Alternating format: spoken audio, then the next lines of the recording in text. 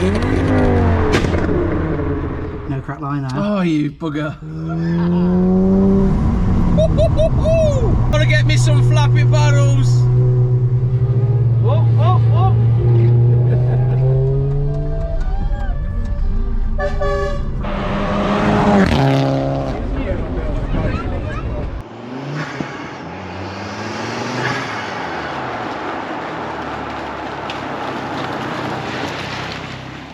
Yes guys, and welcome back to the channel.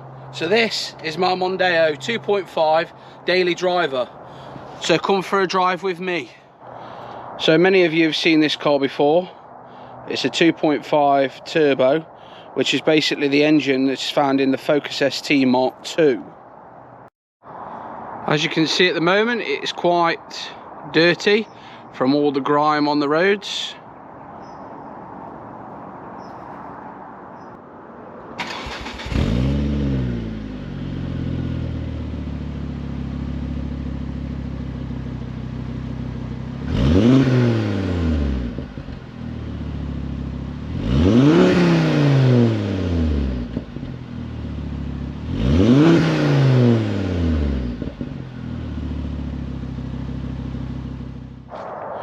Right guys, that's enough of that. Let's go for a drive.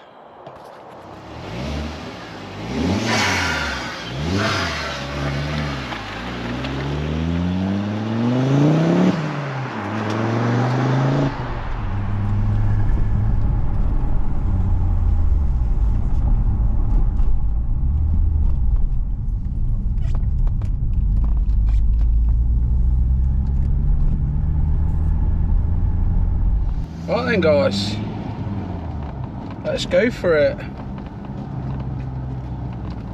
Just got to be careful on this entrance as it's very, very steep. I'll have to come out this way at an angle. This is the problem when you fit big splitters on.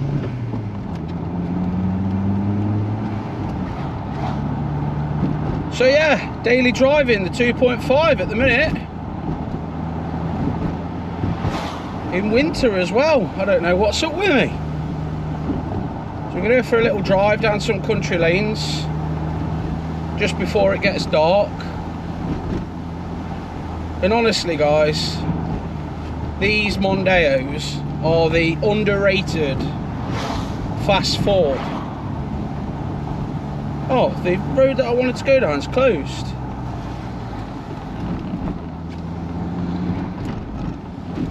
Yeah, I mean, they're quite a rare car, especially in the Ford community. They've got the 5-pot engine in from the Focus ST, so come out of the factory of about 220 horsepower, and you can tune them quite a bit. Mine's got an unknown stage 2 map on. It went on the dyno at Evolution and it pulled 289 on the dyno, which I would have hoped for a little bit more, but it is an unknown map, so we've got to get that sorted. We're going to have Evo map it, but before that we're going to stick some bigger injectors in and a hybrid turbo. I mean, these aren't race cars, so don't buy one thinking it's a race car. Buy one wanting something nice and refined with a nice sounding engine. It's a luxury sort of Focus, basically. That's how you've got to look at it, because these, they don't respond too well to the modifications. So the things that you could do to this, you could do to a Focus and get a lot more gains from it. But these cars, you know, it's ideal if you've got a family with kids, need that boot space, want something nice and comfy to drive. Yeah, go for it. That's what you need to do, guys. So yeah, this car will do it all. Plenty of big boot space for the shopping. If you need to pick some furniture up for your house, take the parcel shelf out, drop the seats down, you've basically got like an escort van, and yeah, it's just a perfect all-rounder. And then on flip side of things, if you want something with a little bit of performance, a little bit of tuning capability, then yeah, this is the one for you. And even from the traffic lights, I mean, it's like I say, it's no race car, but just pulling off from the traffic lights, sometimes, you know, you can really shock a little Fiesta or something like that. Talking of which, I've got one behind me now. So yeah, just cruises along lovely, look. And then if you want to put your foot down, away it goes.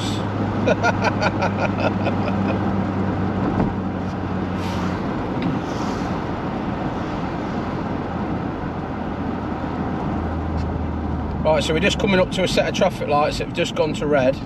We'll see what comes up at the side of us. Toyota.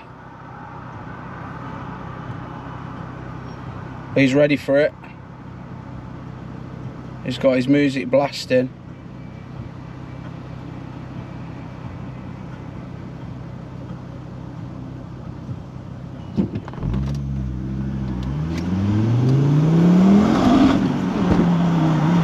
Wheel spin!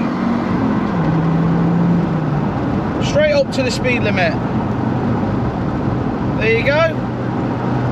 That was a perfect example of why these cars are so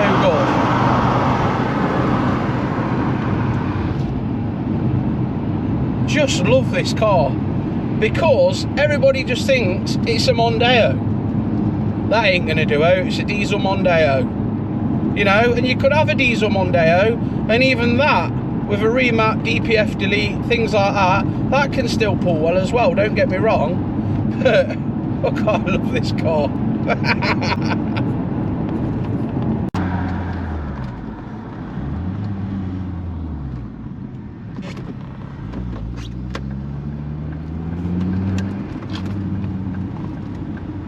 Just love the car.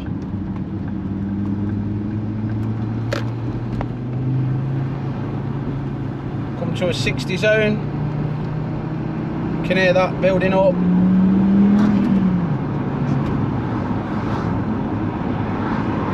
It's not the loudest. If you want loud, then you want Mel's car, because that's got the back box delete. Now this has got sensible boxes on the back, so you get a little bit of the throaty exhaust, but not too much. And like now, there's no drone or anything, so I didn't want to have a stupidly loud exhaust on this, because I thought it defeated the object of the cruiser car, basically. And yeah, I mean, it's comfortable to drive. The ride's okay, I would say. I mean, I have got H&R lowering springs on there, so it will be a little bit stiffer, uncomfortable than a normal one, along with the 19-inch alloys with the low-profile tyres. But for the setup I've got, I'm more than happy with it. Yeah, with the lowering springs, you lose that body roll. Standard, these do have a bit of body roll.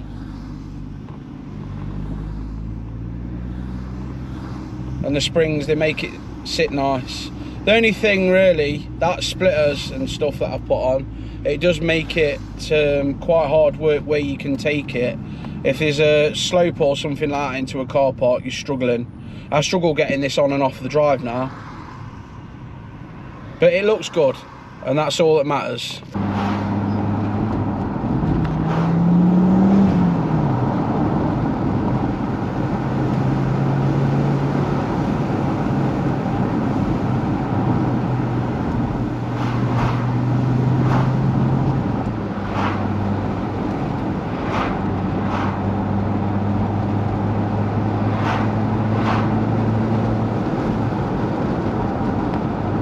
They have so much pull in them when you start mapping them and putting the air filter kits on and the big intercoolers.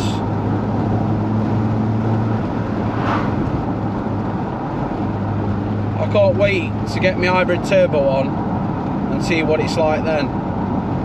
It's nice to have a big car with some power under your right foot should you need it for like overtakes or anything like that,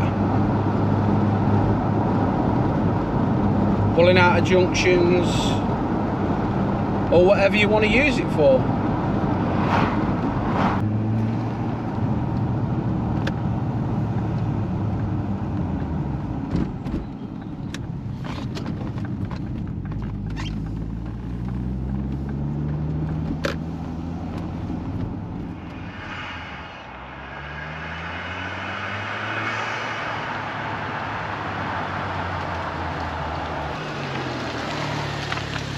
So guys, thank you for joining me today. I'm going to leave you with some visuals of the car for those that haven't seen it before.